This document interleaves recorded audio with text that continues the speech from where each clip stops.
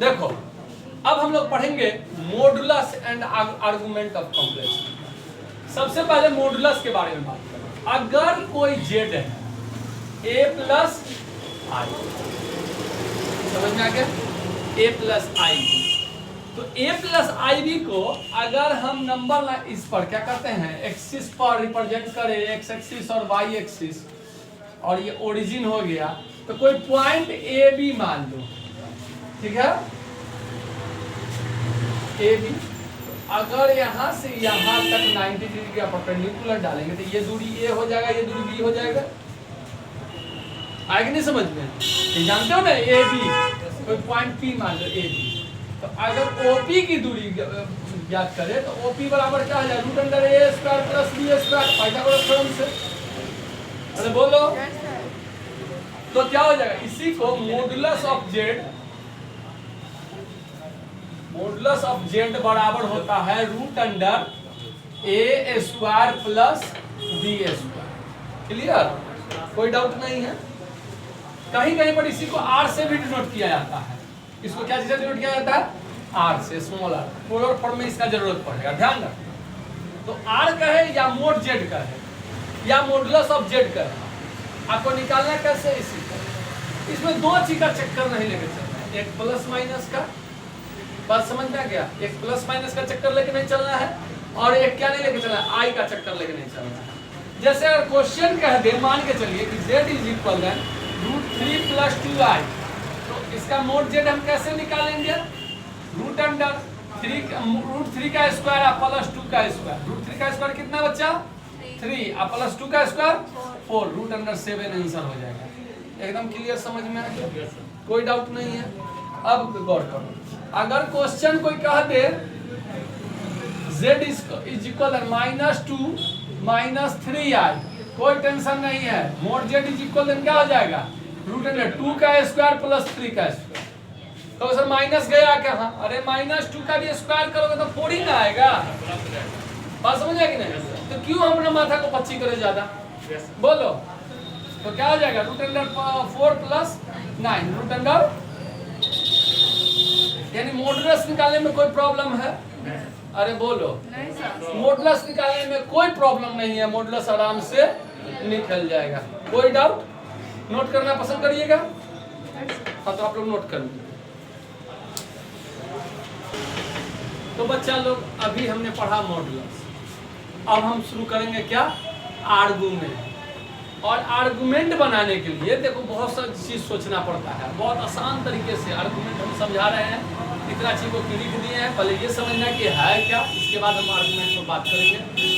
Argument बनाने के लिए आप समझ जाइए, पहले जेड इज इक्वल देन अगर कह देगा x प्लस आई वाई, एक्स प्लस आई वाई, जेड बराबर क्या हो जाएगा, x प्लस आई वाई। तो अब देख, जैसे a प्लस आई बी लेते थे उसी तरह x प्लस आई वाई।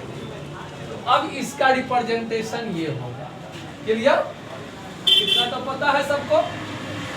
तो इसका जो थीटा एंगल बना के गया, थीटा एंगल, तो हम ट्रिग्नोमेट्री के क्लास से बता चुके हैं कि थीटा एंगल हर क्वाड्रेंट में बना सकता है कि नहीं बना सकता है?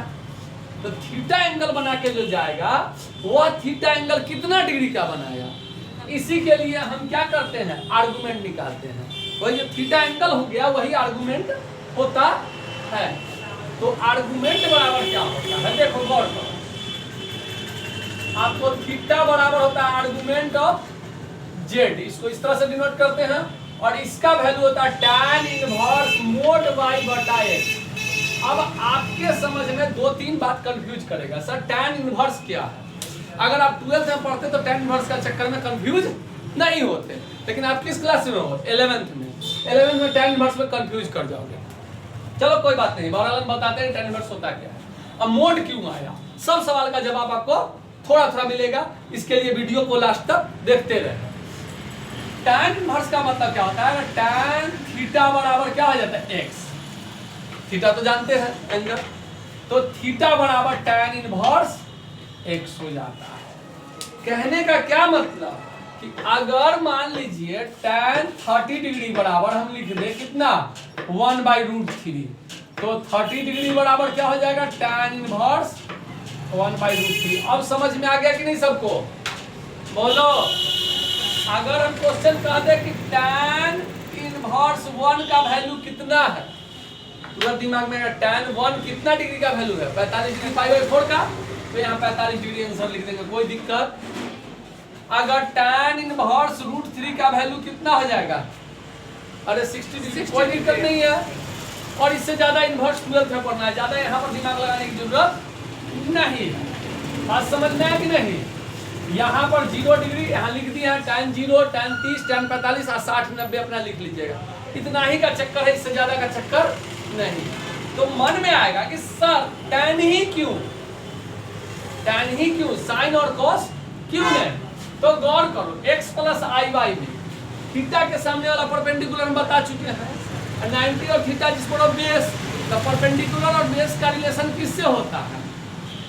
tan थीटा में। अब कहोगे सर इससे तो r निकाल सकते हैं, यानी z मोड z से तो ये भी निकाल सकते हैं, हाइपोटेनस भी निकाल सकते हैं। तो निकाल सकते हैं ना, जो दिया हुआ है, तो निकालने का क्या जरूरत है? जो दिया हुआ उससे पहले काम करेंगे। तो अब मोड का चक्कर क्या है? मोड का चक्कर हम बताते हैं, देख जानने के लिए पूरे वीडियो को देखते रहिए। मोड का चक्कर क्या है, ध्यान दो। अगर z बराबर कह देगा 1 प्लस आई, टेंशन नहीं है। अच्छा, x के जगह पर कितना दिख रहा है? 1। y के जगह पर कितना दिख रहा है? 1 ना, आई वाई, तो आई की जगह y तो दिख ही रहा है, y की जगह पर कितना दिख रहा है? 1। तो अब हम x के जगह पर 1 दिख रहा है, y की जगह पर क्या दिख रहा है? 1। तो थीटा बराबर क्या निकल जाएगा? tan inverse mode 1/1। अरे इसका क्या हो जाएगा? tan इनवर्स 1, और tan इनवर्स 1 मतलब 45 डिग्री आंसर। अभी तक कई चीजों का जवाब आपको नहीं मिला है। कौन कौन चीज का जवाब नहीं मिला? मोड क्यों आया, ये हम क्या लिख दिए हैं? अरे बोलो। तो थीटा का वैल्यू दो तरह से लिखा जाता है, एक जीवी में और एक पीवी में। जीवी का कोई बता सकता है जीवी क्या होता है? नहीं, जनरल वैल्यू। और पीवी क्या होता है? Principal value.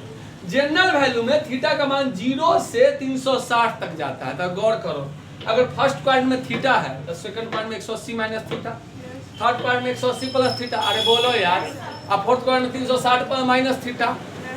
ये जीवी आगे समझ में। और पीवी का वैल्यू 180 तक जाता है, यहाँ तक गया, रुक गया, फिर ये कहाँ चला सो गया? उल्टा, अपोजिट। तो मान लो इसमें थीटा है, इसमें 180 माइनस थीटा, अपोजिट चलना शुरू किया था, इसमें माइनस थीटा हो गया। बोलो ना रे, ऐसा माइनस 180 माइनस थीटा हो गया। क्लियर? इसको लिख सकते हैं माइनस 180 प्लस थीटा। समझ में आएगा ना? तो हमको यहाँ थीटा का जो भी वैल्यू लिखाएगा पीवी में लिखाएगा। क्या लिखाएगा? पीवी में, प्रिंसिपल वैल्यू में लिखाएगा।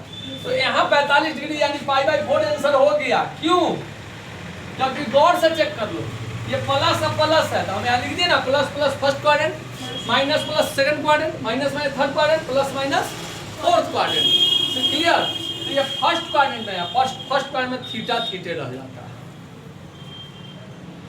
घोर कंफ्यूजन क्लियर नहीं हुआ? चलिए अब दूसरा कंफ्यूजन क्लियर करते हैं। z is equal n 1 minus √3i, 1 minus √3i। सबसे पहला काम x और y को छांटना। तो x बराबर क्या 1 और y बराबर क्या माइनस √3। आप माइनस को ना भी छाट सकते हो, क्योंकि मोड लगाएंगे तो माइनस का चक्कर ही ना रखे। अगर मन है कि ना रखे तो रख दीजिए, कोई दिक्कत नहीं। तो tan inverse theta is equal क्या हो जाए? tan inverse y/x। अरे मोड में बोलो, तो y का जगह पर हम क्या रख सकते हैं बुआ? माइनस √3/x के जगह पर 1। मोड हटाएंगे तो ये क्या हो जाएगा? tan inverse √3। और इसका आंसर क्या हो जाए? 60 डिग्री यानी π/3। अब अगर आप आंसर लिखते हो तो ये गलत हो जाएगा। आश्चर्यजनक बात, अरे यहाँ आंसर लिखे सही हो गया, यहाँ गलत हो गया। क्यों? तो यहाँ गौर करो। अब यहाँ देखो, जेड जो है सब प्लस और माइनस है। प्लस माइनस किस क्वाड्रेंट है? प्लस माइनस फोर्थ क्वाड्रेंट में ना रे। बोलो। तो अब क्या लिख देंगे, चूंकि जेड ये निकाल लेंगे सबको पॉजिटिव मान के, यानी सबको मान लें कि फर्स्ट क्वाड्रेंट में है, हम थीटा का वैल्यू निकाल लिए, कोई दिक्कत होगा थीटा का वैल्यू निकालने। अब करें जेड इन फोर्थ क्वाड्रेंट, अरे बोलो, चूंकि जेड कहाँ है, फोर्थ क्वाड्रेंट में है, तो थीटा इन पी भी बराबर माइनस थीटा है। फोर्थ क्वाड्रेंट में क्या है देखो, माइनस थीटा, तो थीटा बराबर क्या हो जाएगा, -π/3। आ गया समझ में आंसर, कोई डाउट? फर्स्ट काम जेड जो दिया हुआ है उसे x और y निकाल लेना, माइनस प्लस ताकना भी पाप हो जाएगा, छोड़ दो, सब पॉजिटिव निकाल लो मोड करके, जितना एंगल निकलेगा उसका क्या करोगे कि अब तब देखोगे जब एंगल निकल जाएगा किस क्वाड्रेंट में है। अगर यहाँ किस क्वाड्रेंट में, सेकंड क्वाड्रेंट में रहता, मान के चलो यहाँ माइनस रहता है यहाँ प्लस रहता है, तो सेकंड क्वाड्रेंट लिख देते theta in second quadrant, Z in second quadrant, तो थीटा इन पी भी क्या हो जाएगा 180 माइनस थीटा, तो 180 में से 60 घटा तो 120 आंसर आ गया। बोलो समझ में आ गया कि नहीं आ गया? हाँ, लेकिन कभी कभी सम टाइम ऐसा होगा कि अगर मान लो जेड बराबर 2 + 3i, तो बोलो कोई टेंशन है इसको बनाने में, इधर फर्स्ट पॉइंट में है, इसमें पीवी टीवी का चक्कर नहीं है, बोलो ये तो समझ में आ गया। तो इसका थीटा क्या निकलेगा, tan इनवर्स 3/2 निकलेगा, अरे बोलो। अच्छा 3/2 कितना डिग्री का वैल्यू होता है पता है? नहीं ना, निकालना सिखा दे, बोलो ना। अरे ये आंसर होगा, तो 3/2 किसका वैल्यू है, बात समझ में आ गया कि नहीं? तो अगर सर अगर इस सेकंड क्वाड्रेंट में होता, अगर यहाँ माइनस करते तो सेकंड क्वाड्रेंट में होता तब क्या करते, तो सेकंड क्वाड्रेंट में होता तो कुछ नहीं करते, थीटा पी भी सेकंड क्वाड्रेंट में क्या है 180 माइनस थीटा, अरे बोलो, तो इसको लिख देते पाई माइनस, पाई कैसा लिखा गया, ये लिखा गया pi minus tan inverse 3/2, clear, mode हटा देंगे, अरे बोलो, और उसके बाद तो वही घिसा पीटा बात, क्या बस यहाँ पे जनरल वैल्यू से कोई ना, जनरल वैल्यू से यहाँ कोई काम नहीं, जनरल वैल्यू अभी तक पढ़े हो, जनरल वैल्यू कहाँ निकलता है, ट्रिग्नोमेट्रिकल इक्वेशन में नहीं पढ़े हो कि sin थीटा बराबर 0 तो थीटा बराबर n पाई, वो जनरल वैल्यू हो गया। यहाँ प्रिंसिपल वैल्यू भी पूछेगा, बात समझ में आ गया कि नहीं है? अगर आर्गुमेंट समझ में आ गया तो पोलर फॉर्म आपको एकदम आसानी से समझ में आ जाएगा। और पोलर फॉर्म जानने के लिए इस कॉम्प्लेक्स नंबर के नेक्स्ट पार्ट को गौर से देखें, समझ में आ गया? अगर बात समझ में आ गई हो, अच्छा से पसंद आ गया हो, तो आप आराम से इसको नोट कर सकते हैं, और वीडियो को लाइक करें, शेयर करें, कमेंट करें और सब्सक्राइब करें, और हाँ बेल आइकन दबाना ना भूलें।